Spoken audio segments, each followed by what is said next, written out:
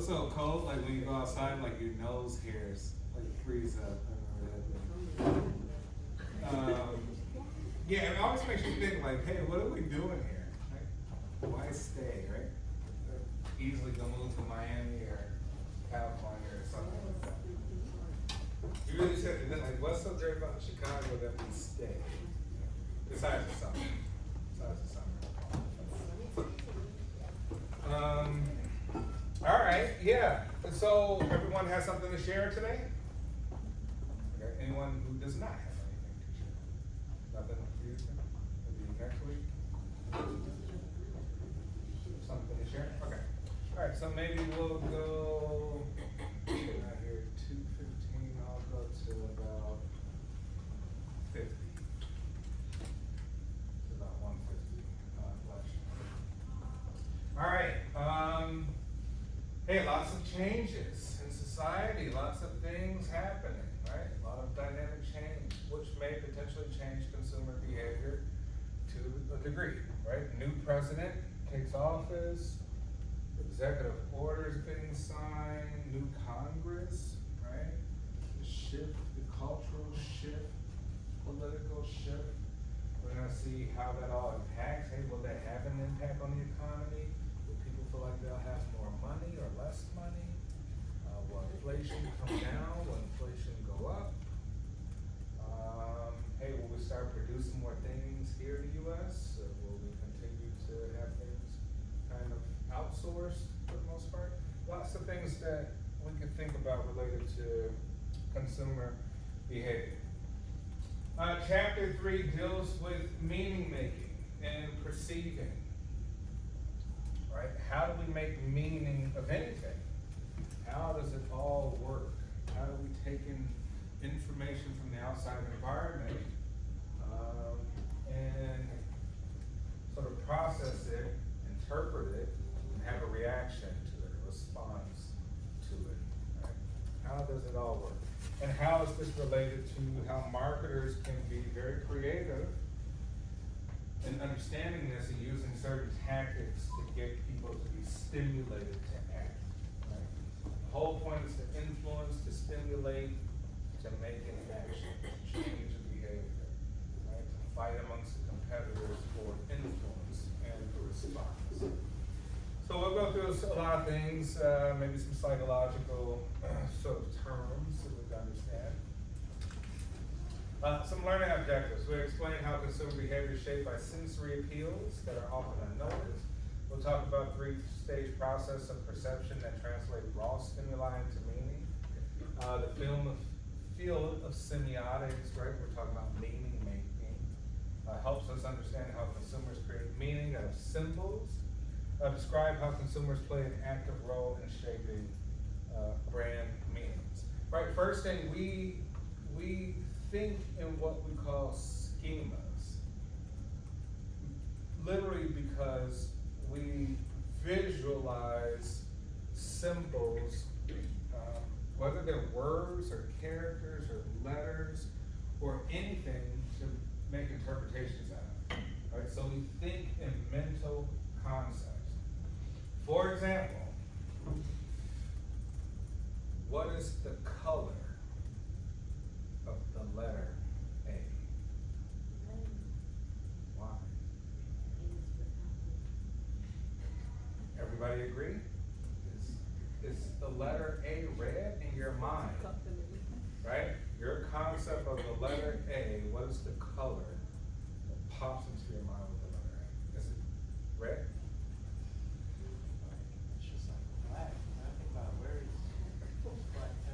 So you see words. You think that has anything to do with your environment, culture, upbringing, school, anything? I'd say most of the time I'm seeing words are in the classroom, so most of the time they look just like that, or so. But no issues with color blindness. No. Right? You say, hey, it could make meaning that makes meaning to you because, hey, if we were reading off of a page, usually the color's black of the words, the letter, right? So for you, you may have a higher response to seeing it almost like in textbook form, right? or book form. But for the rest of us, preschool, A is for apple, apples. Apples are many colors, right? So we say predominantly, we associate apple with being red, right? So it goes to show us we have a mental concept on a lot of things, a lot of universal things we have a mental concept for. Now, we don't have a color for the letter Z, do we? But we do say, hey, I can't think of a color with a Z, but I can think of zebra immediately when I say the letter Z, right? So you're like, hey, there's an animal associated with the Z, right? So it could be colors, it could be shapes. You think of O as an oval, and you think of O as really the circle in the alphabet, right? That's a shape. So we make things in mental concept. Human beings are primarily visual. Primarily visual. We got a whole occipital lobe in the back that processes visual information. Right? We need to kind of see it first to really judge it. So we'll learn about this. Hey, sensation. Sensation's different from perception. I think I asked another class this. What color is the sun? Red, white, Yellow. Right? You're like, hey, the sun is white. Right? I mean, not only if you look in the night sky, other stars are primarily white. Right? Yeah, okay, it's scattered. The spectrum is scattered through the atmosphere to make it orange, yellowish, right? But objectively, it's white. We human beings interpret it as yellowish, orange, right? Dogs don't really see in color. They have a different interpretation through their senses, right? I think I mentioned in another class, women see more color on average than men. So if a girlfriend's asking a boyfriend, like, hey, you know, what do you think of the shade of blah, blah, blah, purple? And guy's like, what are you talking about? It's just purple, right? And like, physically speaking, you probably have more roston cones or something on average, right? So we say, hey, we all interpret things differently, but we interpret things through our senses, right? So we got vision, we get scent, we get sound, touch, taste. These are the things that stimulate us, right? If I say a particular word that interests you, your head pops up. It's like, oh, what was that? Right? If it's new and it sounds interesting, like if it's new, maybe you saw it before, but you didn't know what that word meant. Maybe it's something you really know, and now you pop your head up, and you're like, yeah, I really know about this. I want to talk about this. Right? Interesting. But for the most part, you're like, not everything you're stimulated by, right? Even with our memory, it takes a high degree of repetition for things to become long-term memory. Long-term memory is permanent. It's for the rest of your life. Right? Which means that you learn how to ride a bicycle at 5 years old, 30 years go by, you never rode one again, give it 4 or 5 tries, you know how to ride a bike again, right? It's permanent. Sensory marketing. So companies think carefully about the impact of sensations in our product. Hey, what kind of sensation do you feel from this image, this ad? What sensations do you feel from this ad?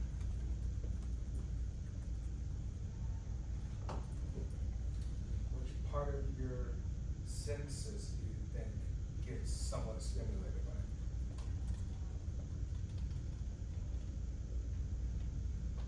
Yes. I just think of like loud noise, like. Okay, so hearing. Stadium. Yeah, so you're like, hey, I see this and I can hear probably the crowd, but I can probably hear all these guys like tackling one another, like what that sounds like, right? What else?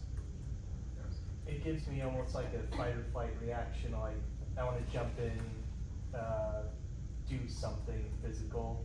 Yeah, you're like, hey, I wanna do something physical, probably touch, right? You're like, hey, you know, I get the sensation of what it's like to tackle somebody or touch or feel what that's like. That's kind of exhilarating, right?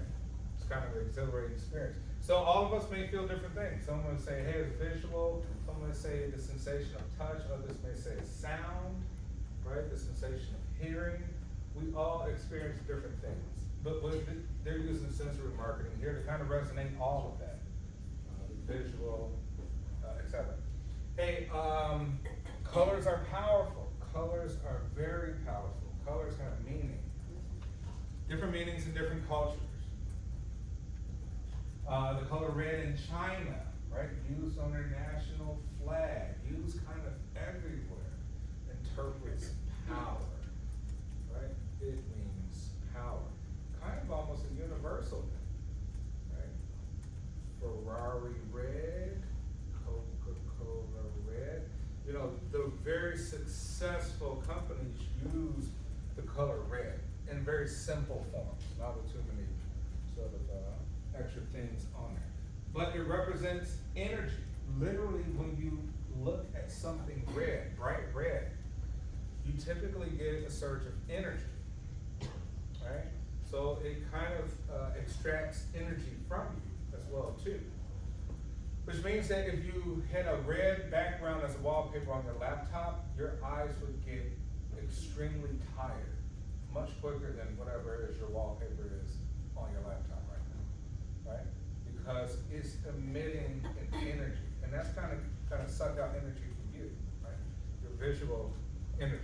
So colors are powerful. They actually have a physiological impact on us. We've kind of, through all the studies, figured out that like a light blue is the best background to have to come to work the longest on your laptop, right? That's why Microsoft Windows has their color. Most of the other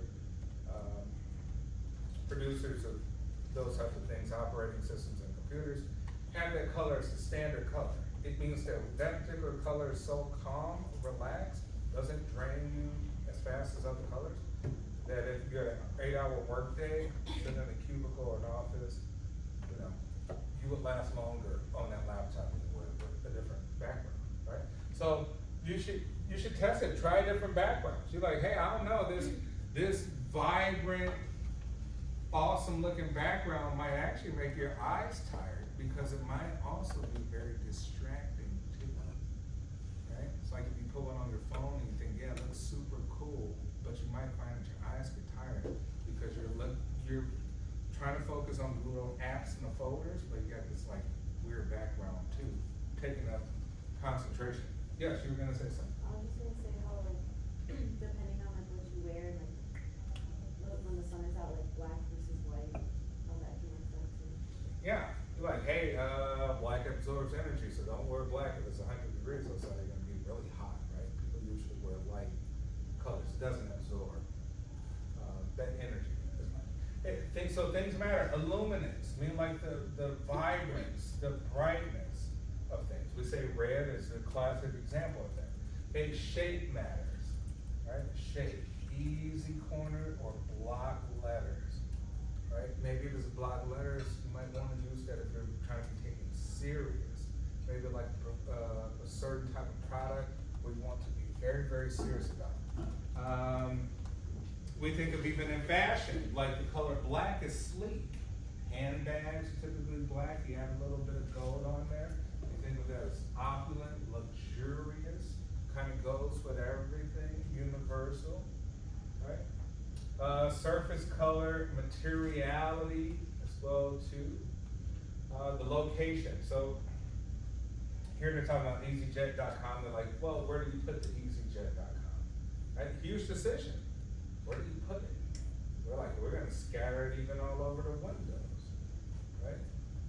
We could have placed it here so they at least could see the windows, but we didn't think that was a good choice, right? We wanted to be exposed in the best way.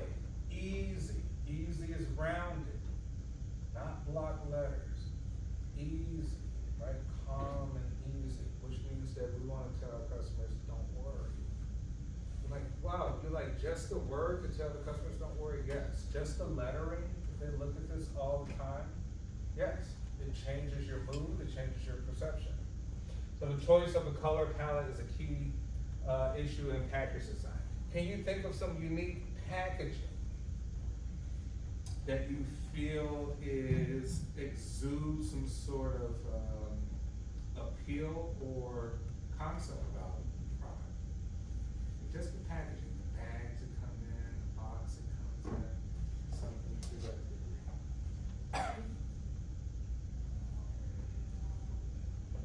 Yes. I don't know if you know about men's underwear, but like Ethika, when you purchase them, they like packaging is like based on the theme that you pick. So it's based on a thing. Yeah, cause like their underwear have like different themes, like money, it could be anywhere from sports to that. So like when you buy it and like they send it to you, the package is based off the thing that you It's pick. customizable, basically. Yeah. Right, so you're like, hey, that's a good example. We're talking about personalization. You say it's Ethica? Yeah. Okay. Anyone else could think of something, yes?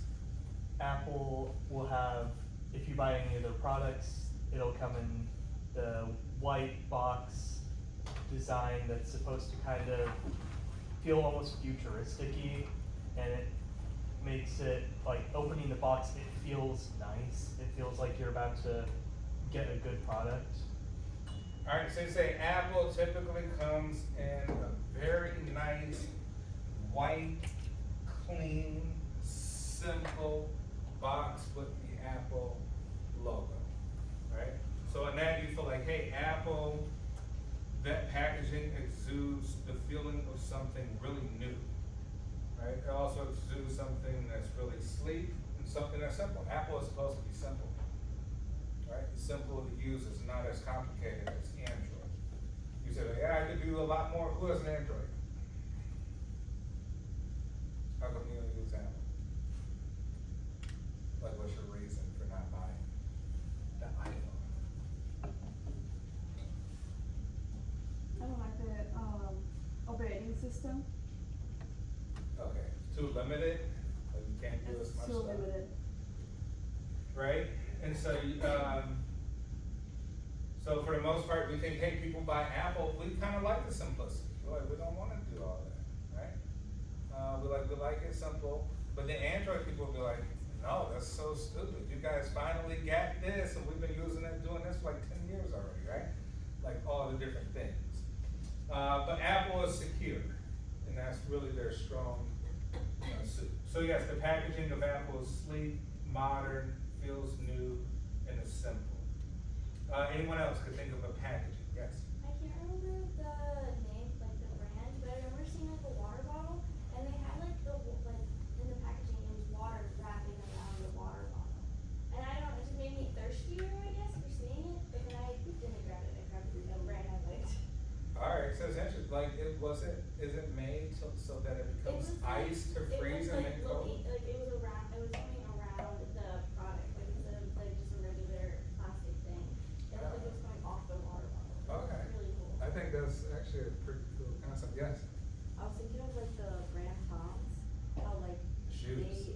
they wrap it in like a little like, I don't know what they're called, like a string bag, and you can reuse the bag. And there's like also a Lululemon as well. They have like little bags. The little You bag. always see girls walking around with a little Yeah. Lululemon. Right, and you think of like, hey, it's something extra, and it's helped us to actually brand, free marketing, for us to buy. Alright, so marketing applications of color. We say, hey, different colors mean different things of what we associate in our mind. Remember we said red, A is for apple, right? A and apples are red. That's for our association in our mind. Yellow, optimistic and youthful, used to grab window shoppers' attention, which means that yellow is used in a lot of like grocery advertising, right? The big grocery ads they throw up there in yellow.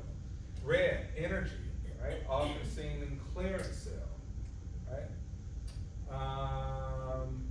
Blue, trust and security. Banks use a lot of blue, right? Also, another reason why Microsoft tries to use blue because we associate it with being secure. Green, wealth, used to create relaxation in stores, right? Orange, aggressive, call to action, subscribe, buy or sell. Black, powerful and sleek, so a lot of luxury products, Gucci, Louis Vuitton, right, Chanel. Purple, soothing, beauty or anti-aging products, right? We think of purple typical is kind of like regal, royalty, fancy, sophisticated, those type of things. Like color, odor can stir also emotions and memory. We have nasal receptors that can pick up all sorts of things. They can pick up even pheromones, right? Like pheromones actually do not have an odor to them, but they're very powerful, right? They attract people to different types of people, or they repel people from different types of people. So if you ever date someone and you're like, oh, it's typically not my type, I don't understand why I like this person, it could be pheromones. You're like, hey, there's a chemical. Pheromones could be classified really as hormones outside the body, like hormones emitted from the body that others can sort of pick up. But you can't really, they don't have a distinct smell. But we say, hey, smells are associated with our amygdala, which is really part of our emotional center with the limbic system. And we say smell resonates memory, right? So usually if we smell something, we may make us remember our grandparents or a time that we did something, a place, some food that we ate, right? Highly associated with memory, and that memory makes you emotional, right? And make you nostalgic, sad, happy, etc. So we get things like scent marketing as a form of sensory marketing that we may see in lingerie, detergents, and more. Can you think of a retail space that uses scent marketing? Yeah. Bath and Body Works. Bath and Body Works, right? Like, hey, you walk past, you're gonna smell it. You're like, man, that smells good. Like, you just wanna know what that smell is, right? And that makes you curious even go inside, yeah. I would say like Hollister, like Abercrombie. Yeah, absolutely. Have those models too. Yeah, actually, I mean, the Fierce by Abercrombie, that's one of my favorite, probably colognes I like, right? So they're pushing that out so you can smell it. Anyone else could think of? Yes. Like a bakery, you walk by, you smell the fresh food inside, you wanna go in. Yeah, bakeries too, they're pushing out the scent of, the baked goods. Jimmy John's, right? They say free smells, right? Once you walk past the smell. Sound is important. Music is one of the most impactful things. Music changes our mood. Like you could go get in your car, listen to some music, get you super hyped. You go work out, you put on your hype music, right? To get energized, you wanna get pumped up. Put on some sad music if you wanna think about, you know, boyfriend, girlfriends or something, or losing somebody to some degree, right? But music can make people aggressive, it can make people violent, it can make people laugh, it can do anything. So music is highly impactful. So we get things like pitch, sound symbolisms, what certain sounds mean, and even phenomes as well too. We get things like touch, endowment effect, which means like ownership, right? Psychological ownership. We like to feel like we own something, right? We want to feel that it actually has some touch value to us. Things like haptic, feedback, right? It feels better sometimes if you type on the keyboard with haptic feedback. It feels like you're really saying what you're saying, right? It feels like even more aggressive if there's some sort of feedback. So consumers who participate in the creation of a product may experience a feeling of psychological ownership, even if a few parts are left over when they're done. I think here, for example, they've given like IKEA furniture. Like think of the sense of ownership if you actually get to assemble the product, put it together. Right? You feel like you actually put in some work, you put in some physical touch labor, and now you feel a more sense of ownership. That works for IKEA. Imagine you are a marketing consultant for the package design of a new brand of premium chocolate. So we could talk about this within our groups. What recommendations would you make regarding sight and scent? So, I don't know, I think maybe our groups change. So here, let's just think of it. Okay, we just do 4 groups. Group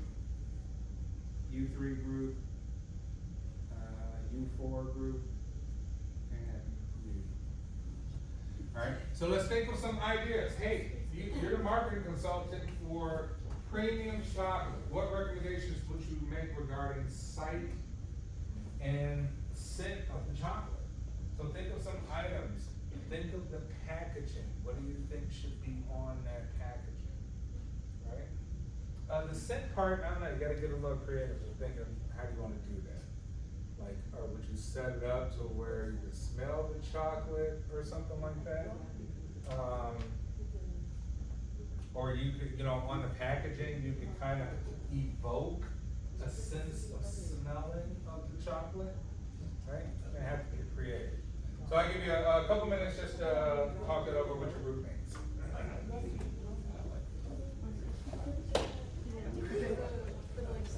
Rich, fine chocolate. It's like, it's like a mint chocolate on like a leaf on the cover, and I feel like people just kind of like imagine all this stuff. Because I don't really think like poke inside the chocolate. Yeah, I don't think there's ways to actually make the smell. And then for the packaging, since it is it's like premium chocolate, we could do like a dark purple that invokes up kind of like a royalty feeling. Gives that feeling of like being special. Maybe with like some black too. Yeah. Like,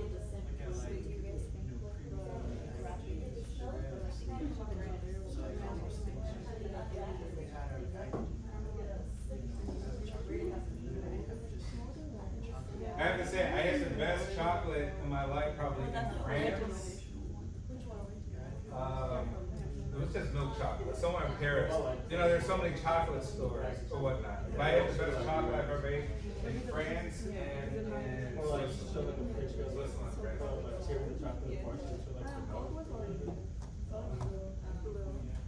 Hey, but think of like the packaging, like, hey, what is it? Is it shiny? Right? Does shiny evoke like a silky chocolate or something? Is it a color? And hey, what color is it gonna be? Right? What's the packaging for premium? Is it gonna look like a Mr. Goodbar yellow and like, that's not good.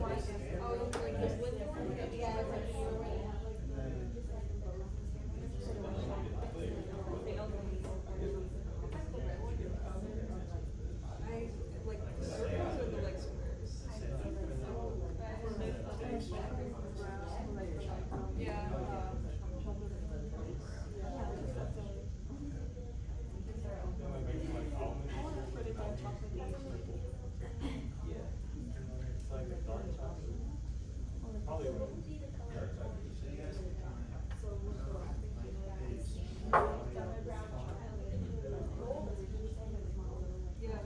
All right, what are some of the ideas? So start over here this time. What are some of your thoughts? Yeah, so we got, for the chocolate, in order to evoke the sense of smell, I've seen like companies will do like little like ink splatter on it, you know what I'm talking about? Like the ink thing. We're thinking we make that like almost like a scratching sniff. So it's like you add the chocolate bar, if you like rub that, it goes with chocolate. Ah, interesting.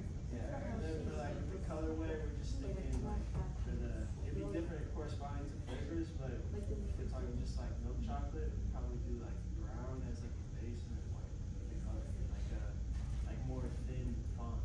Okay, brown and white, thin font. Yeah. Very thin linear font, okay. So you say like thin font appears to be luxurious. You think, right? Maybe as a mental concept or something. Maybe chocolate is usually brown or black to some degree, but you're saying a little white. Okay, interesting, makes it different. All right, good. What about here? So we agreed that it would be like the packaging would look like chocolate itself. So you would even like, you would get to look at the chocolate bar before even looking at the actual chocolate bar. So the packaging looks like the actual Yes. chocolate bar. Okay. And then like the brand name or whatever, it would be like this light purple, like lavender color, and it'd be cursive along the chocolate bar. Why this is, the lavender? Because we're going with like a more like a matte look, so it's like more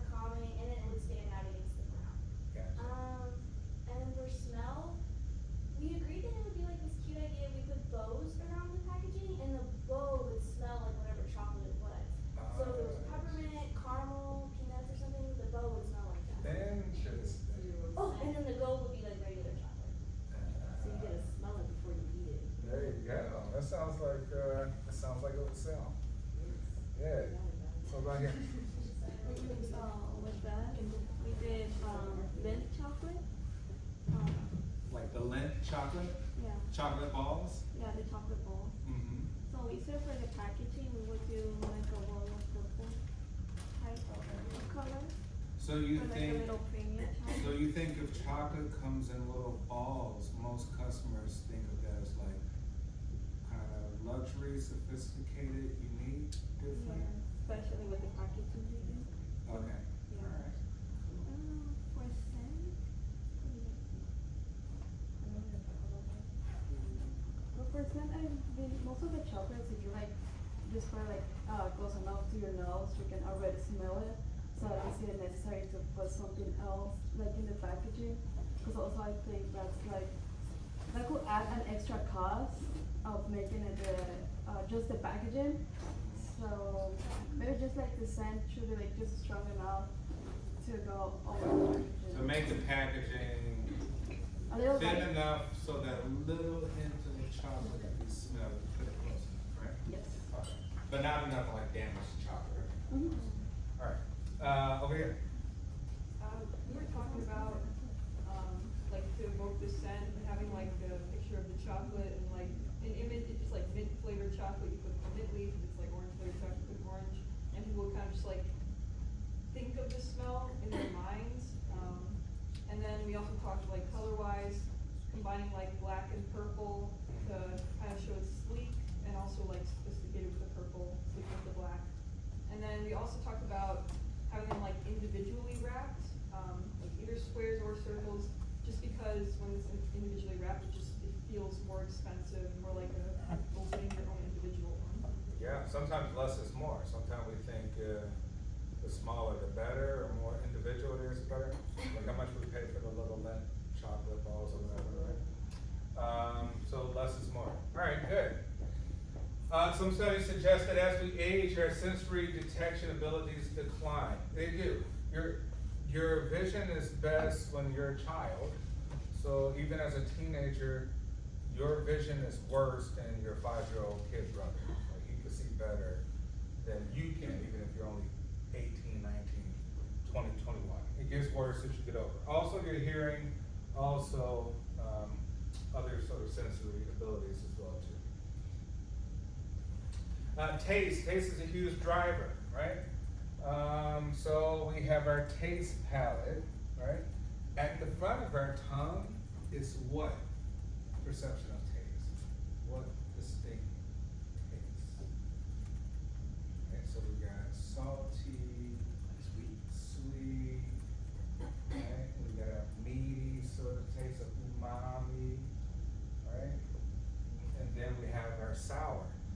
So you're saying sweet is at the front? Possibly. Or are you asking for me specifically? Yeah, what do you think? Oh, I don't know, maybe that like, I feel like whatever lasagna is speaking to me right now. But think about lasagna as carbohydrates, which converts to sugars, right? Starches as well too. So yes, at the front of your tongue is the primary, think about it, the order of magnitude, the order of your tongue says sweet or carbs or starch is what I want first, right? Just by the location of it being on your tongue. First, receptors have to deal with your sweet palate. The last deals with sour. Why do you think that is? Like at the back of your tongue is usually the palate that deals with sour taste. Why do you think it's at the back? In case it's spoiled and you need to throw it up. Right? So it's there almost as a safety mechanism, right? So you're like, hey, if something tastes too sour, it's a sense that it's bad, immediately there's one last point of no return, and then you're gonna back off the right? Before actually you start to do a full swallow and ingest it, which could get you sick. All right, taste is a huge driver behind this. 46 billion Americans spend on food and beverages a year. We get things like gastrophysics, right? The sense of taste that we put out there. Hedonistic escalation, right? Hedonistic deals with pleasure seeking escalation. So probably the thing that makes most of us happy the most every day is food, right? Food is the primary sort of thing that probably makes us happy the most in our life, right? Because we do it so much.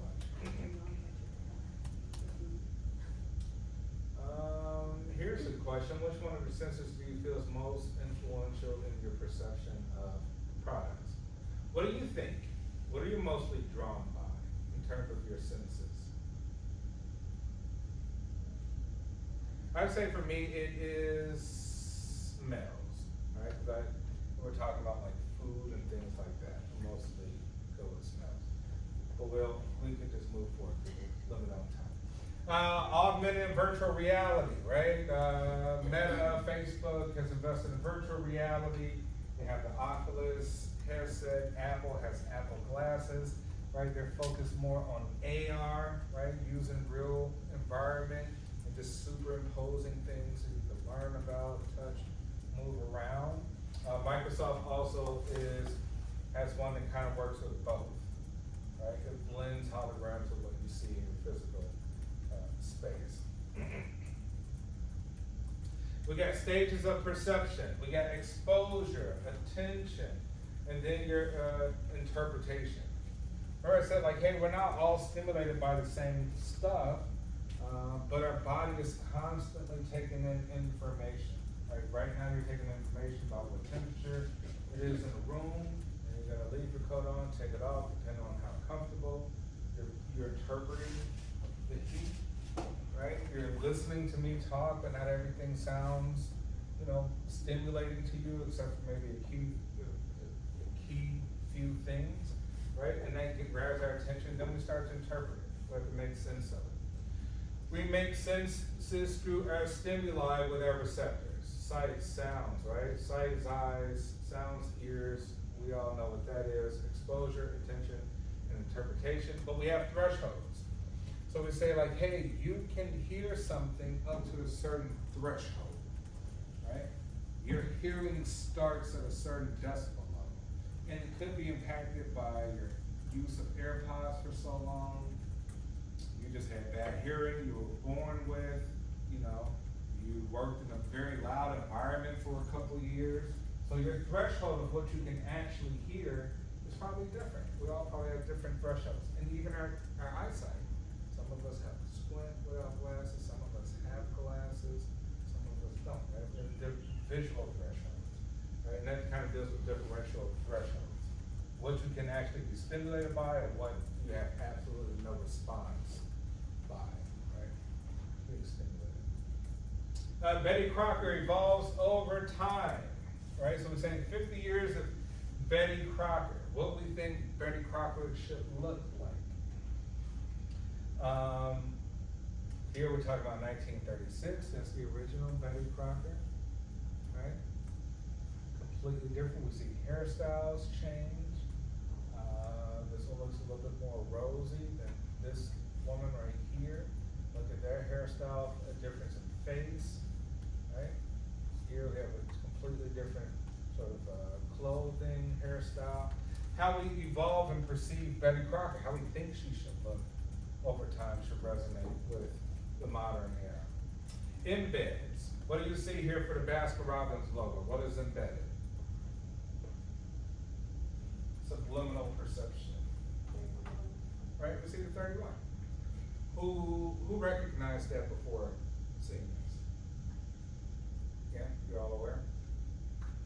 Right? Think about that. A lot of different logos are using this subliminal perception, right? Below the level of the consumer's awareness. Most of us probably have seen this a million times and never even paid attention. We just thought it was the B and the R. We didn't see the 3 and the 1. We have things like eyeball economy. Marketers fight for your attention. We see that on social media, on TikTok, on Instagram with the reels, all of that fighting for your attention. Which one do you click on, right? And then brain drain, the deficit of cognitive resources, which means we go on TikTok, we get dopamine hits so much that finally we're out of our reserves, because we only got a certain amount of reserves until we can build up more reserves of the dopamine, and now we got brain drain. You may go online and feel tired, exhausted, lethargic after scrolling on social media for an hour looking at all sorts of things. How do marketers get attention? attention. So we say personal selection factors, right? Marketers work hard to cut through the clutters. Example, Burger King uses rich media to get customers' attention. So it uses combination of color, right? Combination of size of the font.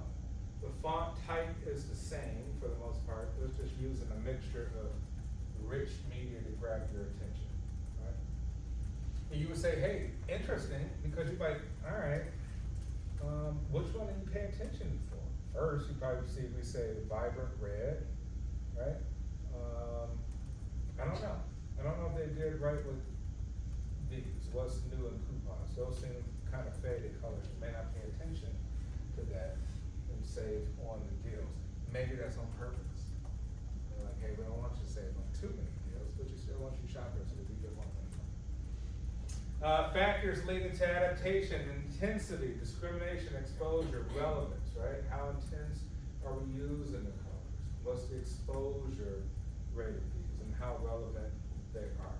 Is this dress blue and black or white and gold? What do you think? Blue and black.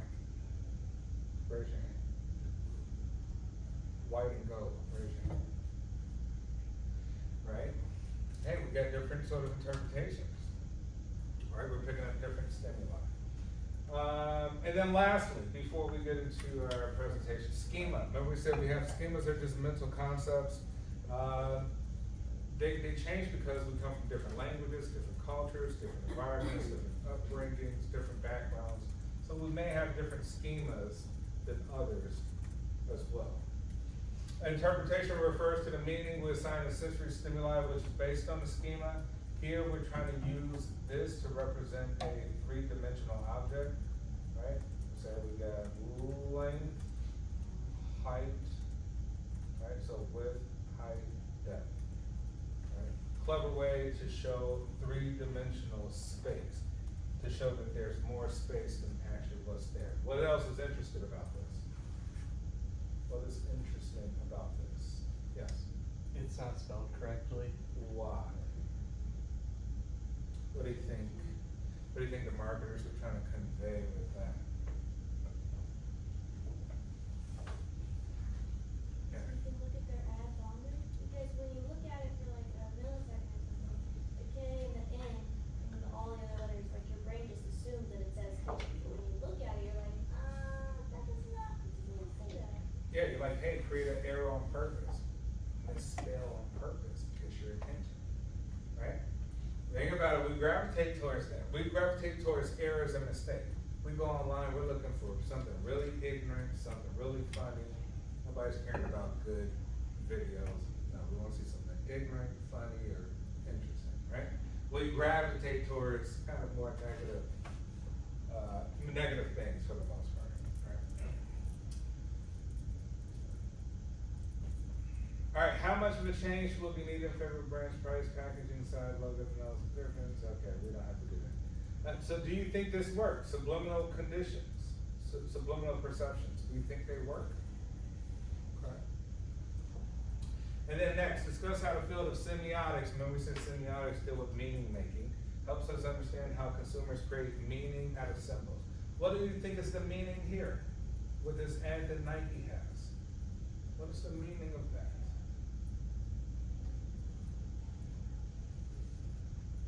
It's just a reflection, right? A very shiny floor with a reflection. What do you think the interpretation of this should be? Are those supposed to be like different shoe sizes? Or are they the same? I don't know. What's your interpretation of it? Different shoe I sizes? look like different shoe sizes. For what reason? Saying that anybody could wear a pair of Nikes. Alright, Depending on- interesting, right? Anyone else see something different?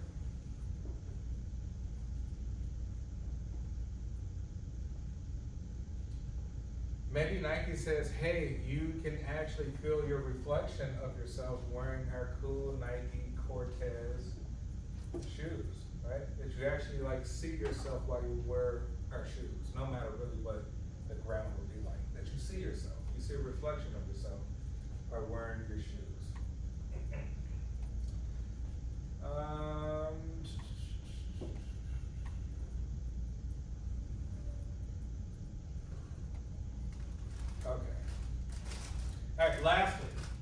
Life marketers position brands, right? Things how we perceive brands based on our experience with them and how we just view them in our minds.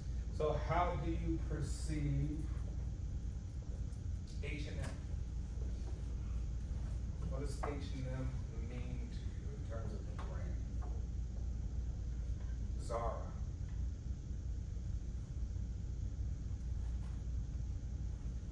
Anyone shops at Zara? No one shops at Zara. Rolex.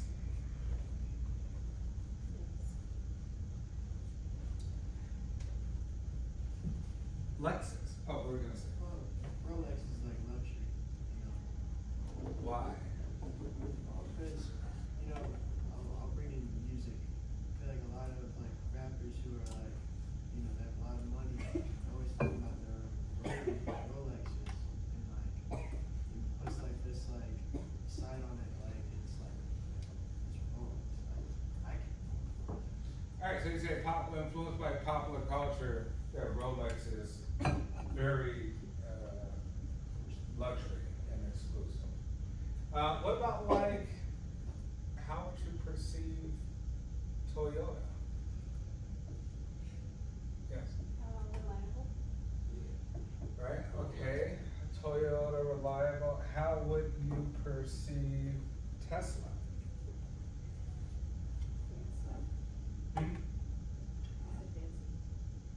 Fancy, because an electric vehicle, a bit different.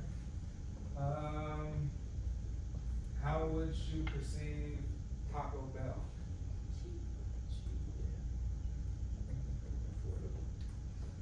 Probably stomach hurt, or getting that after you are drunk one night, right? So we say, hey, different sort of position brands. Life's Great Coupon, high class.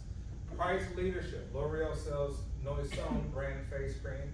Attributes, Bounty is quicker, picker, upper. So we say Bounty will do the job quicker. Product class, the Spider Eclipse is a sporty convertible. I think that was Mitsubishi.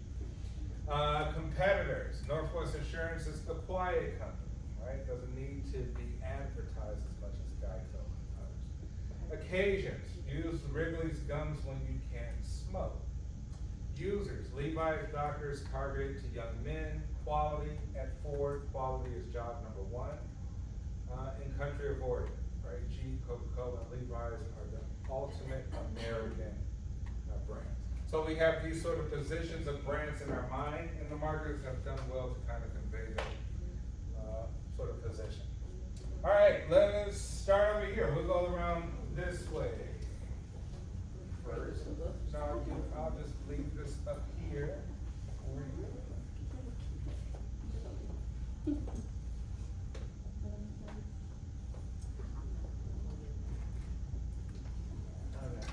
Okay, no worries. So, you know, I'm assuming you guys have heard the saying like, like you were at the wrong place at the wrong time. I think of like shopping, at least for me right now, is like the opposite, like right place, right time. So for instance, you know, one of my favorite like restaurants or, you know, place to eat food at is Chipotle. And like, I'm telling myself I'm not gonna eat out, you know, like do that. I was driving back to Concordia and, you know, my stomach was a little growled. And I was like, wow, I'm hungry. And I like just passed the light where, you know, one of my favorite go-to spots is Chipotle, so I was like, crap. You know, normally I would've turned there, so that was like, it caught me at the wrong time. I had to go to McDonald's. I don't really like McDonald's. Like, I don't think it's that good. It's too expensive for what you get, you know. But I sat down there, I ate McDonald's, 'cause it got me at the right place. We talking about the Chipotle on Harlem? Yeah, right there. And if you go to that Chipotle, do you go inside or do the drive-thru? I go inside. But I don't like get it and then take it to the door, go back to the door. Alright, so first was Chipotle, couldn't make it to Chipotle. Yeah, cause I McDonald's. just missed the turn right as my brain was like, oh, like I need to get food. I was like, oh, that's right. Yeah. It has to be, so. Alright, so yeah, just that inconvenience changed Yeah. what you ate and you end up being dissatisfied. So it Yeah. probably was worth the effort to go around. Maybe I should have went back, turned around, went back to the light, but you know, I think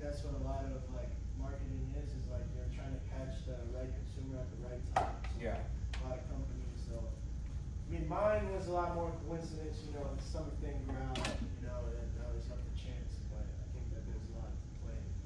Yeah, McDonald's, Subway, and maybe Dunkin' Donuts have, I think some of the most stores on planet Earth. So you're like, hey, the number of stores ultimately impacted your decision.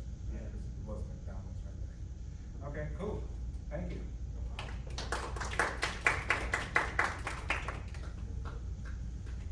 You know, McDonald's, owned Chipotle for a while, right? Really? Yes, so.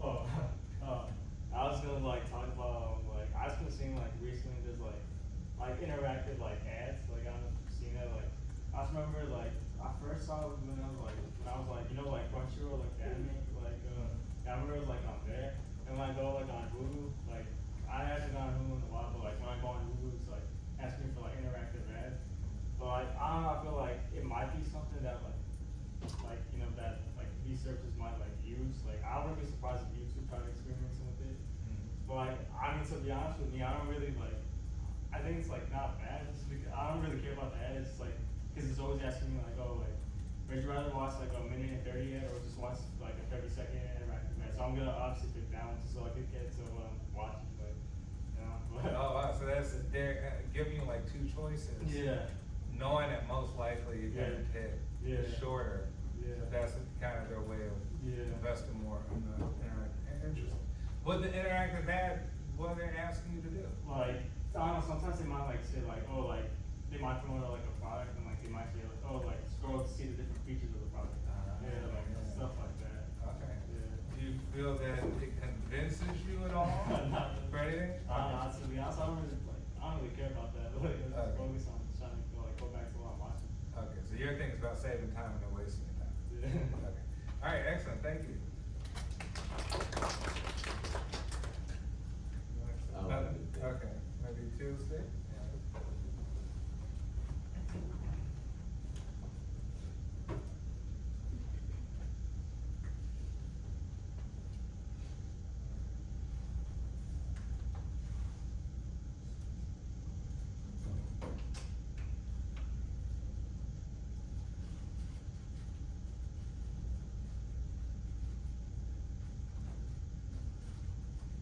Okay, so me, I was thinking about the ad that where you think about it and you just pop it in your head and everything. And I just realized that sometimes it's just like brands who like make fun of each other. Like you know that Pepsi and Coca-Cola was a big fighter, so they did ads like just to mock each other. And it's the same for Burger King and Coca-Cola, and Burger King and McDonald's. Because they just make fun of each other just to like be on the news or just put out in some customer minds. So yeah, just thought about that. Okay, so for this ad, what is Coca-Cola saying about Pepsi? Yeah, well, I think it's Pepsi who start and just say, well, we want it to be scary, so we put a Coca-Cola thing on us, and just Coca-Cola like turn back the ad and say, well, no, you just like you want to be a super like you put a cap like Superman or anything. So they just make fun of each other, and they just like make a big thing on the news and everything because Yeah. the customer just remember and said, oh well, that's actually really funny. Yeah. And you just sometimes think about this ad and when you consume the product, so it's just a way to just tuck in your head and think about that sometimes. So it's to start a conversation, right? Yeah. So it's good publicity for them. All right, excellent, good.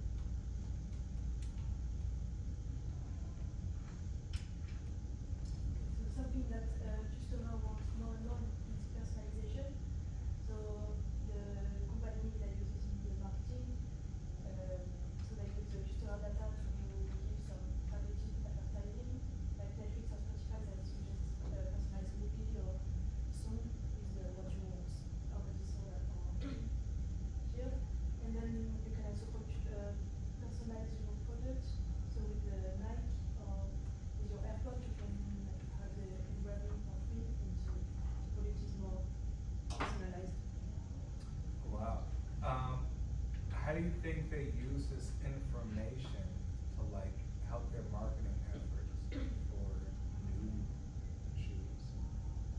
You think they like use like the customizable information in any way that? Yeah, maybe they see like what color the one use Yeah. or what's material. Patterns and things like that.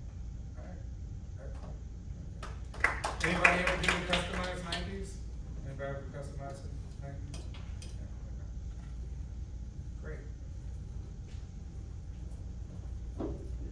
Right, think about that, they could just simply use that information, like, hey, which color is the most popular, which designs are the most popular, break those into like demographics, men versus women, age groups, etc.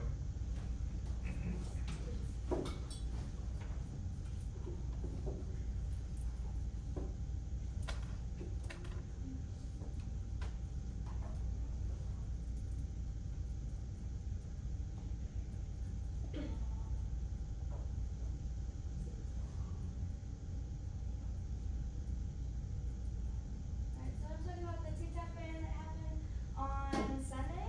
The TikTok ban actually affects the consumer behavior a lot more than we actually think about.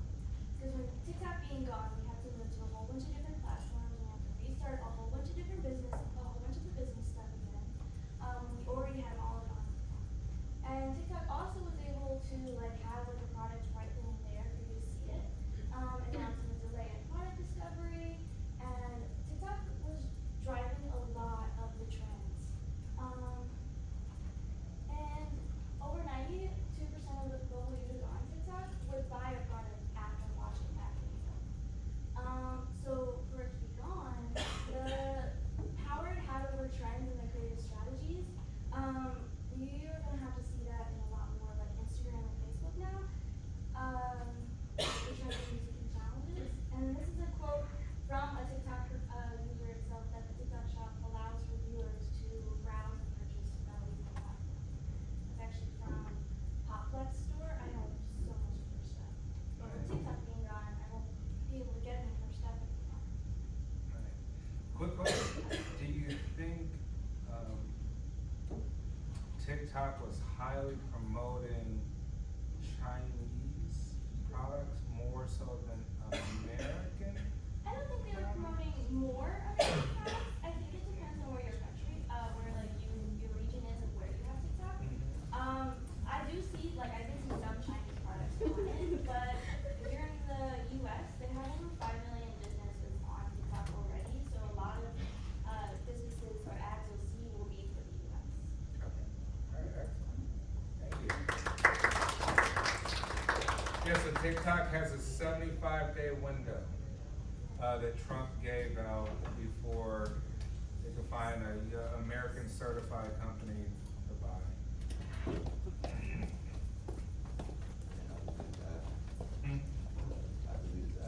Yeah, I know that people, everybody who deleted it, they can't get it back, it's not in the App Store, if you got an iPhone. I think you can still get it, No, it ain't in the App Store. is it, I mean, for Android, is it like? It's not in there. It's I'm not. not either. Yeah, I'm good.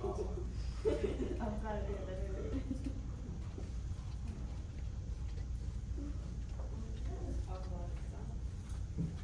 Is it falling out? It was, I saw it. You probably just need to slide it over so the weight. It'll come through the same. It'll pop out.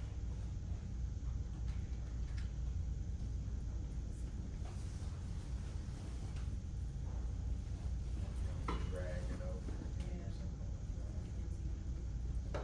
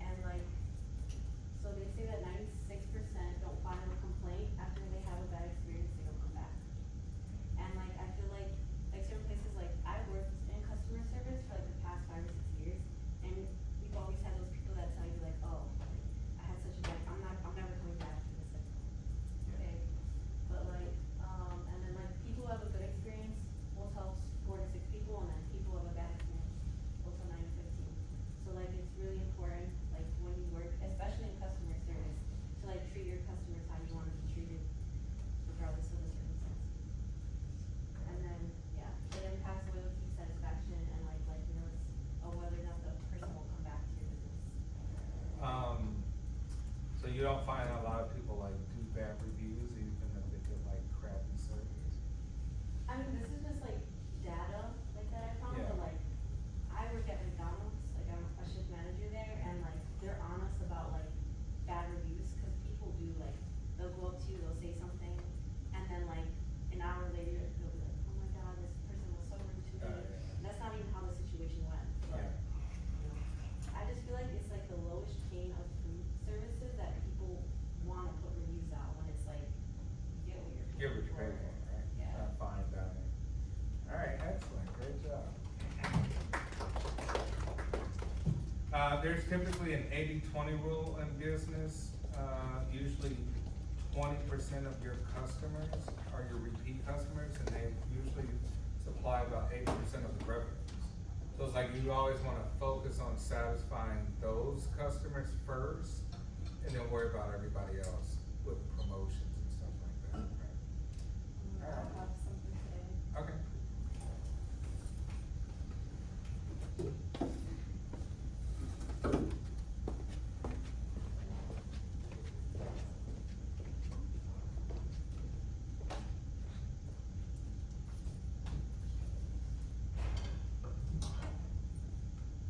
I do think McDonald's gives the best like rewards with the app. I've used that quite a bit.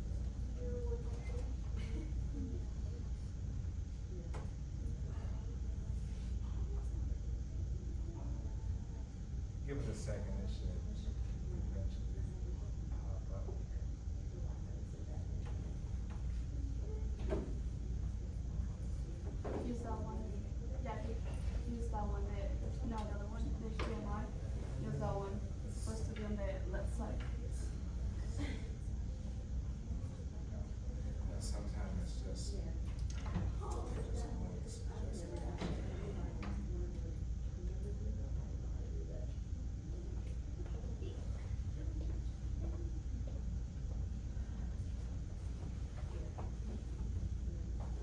So I'll be talking about how K-pop idols or ambassadors for K-beauty products now, and how they're influencing the consumer behavior for them. So basically, many Korean skincare brands are using K-pop idols or like making them their ambassadors to like influence their fans into purchasing their products, using like their image and their popularity. The face card never declines. And K-beauty has been more popularized worldwide nowadays for its flawless results and after doing skincare and makeup. So that's also been quite a bit. And then also K-beauty products are affordable most of the time and promote healthy skin too. They promote healthy skin, which influence the consumption of products. Like, for example, I did Innisfree and Laneige. So yeah, usually these brands, they use like some like benefits, like, oh, there's a affordable card under K-pop idol, with that comes with this product. So like brands are thinking, I will purchase that one because I want my K-pop idol affordable card. So yeah. Okay, excellent. Thank you. You know, we always think of like the interpretation, and we're like, hey, maybe some people who prefer that sort of, skincare would not realize too that the Koreans have a particular skin type as well too, right? Yeah. That with a little bit of this and that, it almost looks perfect. They're also very diverse in yeah. their skin. Like, if you have, let's say, you have oily skin, there's a certain products for that. There's also certain products for combination skin and dry skin. So they have a wide variety now. Okay, yeah, and it's affordable too, right? Yes. Yeah, I see a lot of salons that explicitly putting, sort of Korean skincare as like their big marketing. Yeah, and like a lot of these K-pop idols with their fans, they're like influencing them and they're like, oh my goodness, they have great results. Yeah. I wanna look like similar to them. Yeah. Or similar to their skin.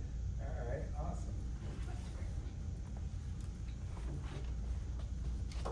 I have a brother my brother's Korean. Oh. And my dad's, was married to, last wife was Korean. So I have a Korean brother, and he's like, we don't look alike at all. Wait, that's your brother? Like, yeah, that's my brother.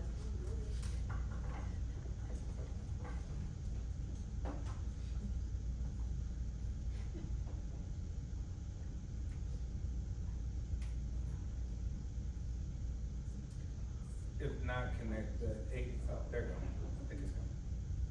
There you go. So, as someone that's been using makeup since 5 years ago, I want to talk about these three topics and the consumer behavior. Because most of the people think that it's a stereotype that only female consumers use makeup, but usually it depends on the stereotype if you're like open-minded or not. Because men can also use makeup, and I feel like they look better with it. Because to be honest, a man that uses eyeliner looks attractive.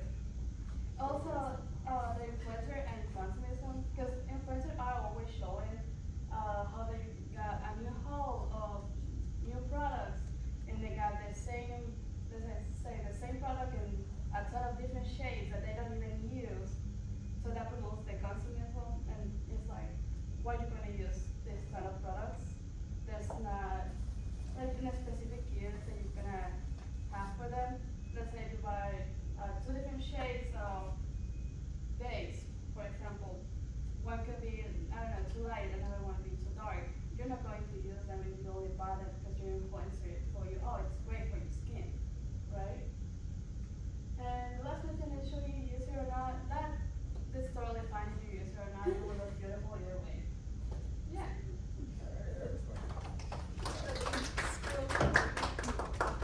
Because think of how we're being affected with just social media influencers. They're probably putting on makeup. If you go in front of the camera and have the lighting on, we're probably even looking at normal, we think of normal people that have like this perfect look, and we probably want to compete. It's mostly with makeup. Yeah. Makeup Nothing, Tim? I thought of something, but I can just wait till Tuesday to talk about it. No worries.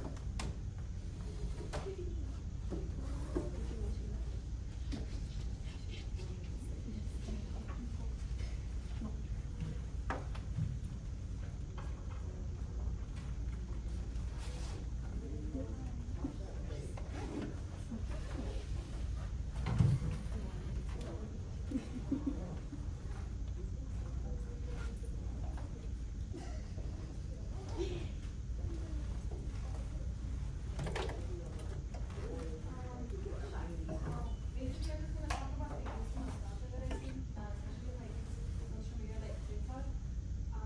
Lately I've seen the trends, they used to have like childhood, cartoons and stuff, movies that we used to watch as kids, and they start bringing in more products, like for example, I've seen that like a lot of blankets go viral at TJ Maxx or Marshalls, like for Winnie the Pooh, Hello Kitty, and right now recently I noticed a lot of strawberry shortcake. The other day I went to TJ Maxx, and that's like when you go inside, they have like the stuff that you pick around, and a whole section of just strawberry shortcake pieces. And I just get like strawberry shortcake, so that how much it's like $6, but it's just like they use what we have, we just forget about when we were younger, and Yeah. they kind of make it modern for like our age, I Yeah. guess, I think, so I think that's what it is. Alright, excellent. Yeah, that's definitely, I think my daughter has strawberry shortcake like a dog, and she won't go anywhere without it, like, all the time. And then Sonic the Hedgehog is Yeah. once again big, right, so.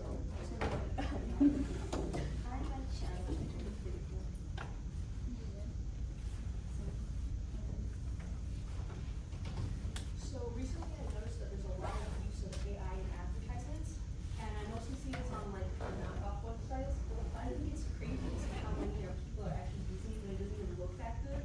So I understand that it's cheaper, but I don't think it's gonna bring in as many customers as people think it is. And like,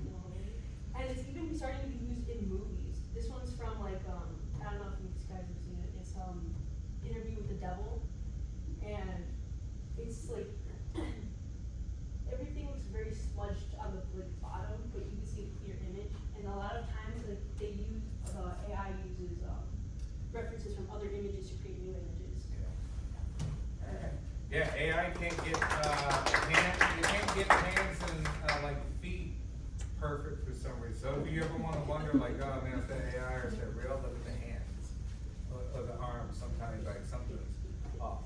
But then you think like, how cheap and easy it is to make like really great stuff with it, right? I know Kanye, literally like almost every Kanye video has been AI the last like year or two. Like I saw him promoting to get hired new people. He was like, oh, send me, you know, your resume if you have experience in like with AI. But I think he wants to like create all these crazy things that will cost millions of dollars to do if you had a camera guy like different locations, you know? So, I don't know, I think it's changed, I don't think it's going anywhere. It's here to stay. Anything here? Yeah. Okay. So something I noticed a lot was like stealth marketing. It's way more common on social media than it was maybe like a year or two ago, and it's basically where they're making ads that kind of just like look like a TikTok, and like you're on it for like 5 seconds, 10 seconds, you don't even realize that you're watching an ad. And I notice this because sometimes it'll be like, get ready with me to do this, and they'll just like mention it really quickly, and they'll be doing shots of things that aren't related, and they'll just sneak it in. And another thing I noticed is that like platforms, like I noticed on TikTok or Facebook, they'll have the video play for like 3 seconds, and then they'll have the little sponsored thing pop up like a couple seconds into it. They won't show it right away. And I feel like stealth marketing is kind of a thing that especially is becoming common in like social media advertising. So returning to the TikTok economy of advertising, right? Like how we became an Uber economy. I'll tell you one thing that's probably not even about marketing, but I absolutely hate, is when you watch the videos, it's like a conspiracy theory video or something like that, and it'd be the person in the video like pointing, like, yeah, listen to this. Right? And I'm like, dude, I can't pay attention. Why you gotta be in the video? I just wanna hear it. All right, everyone.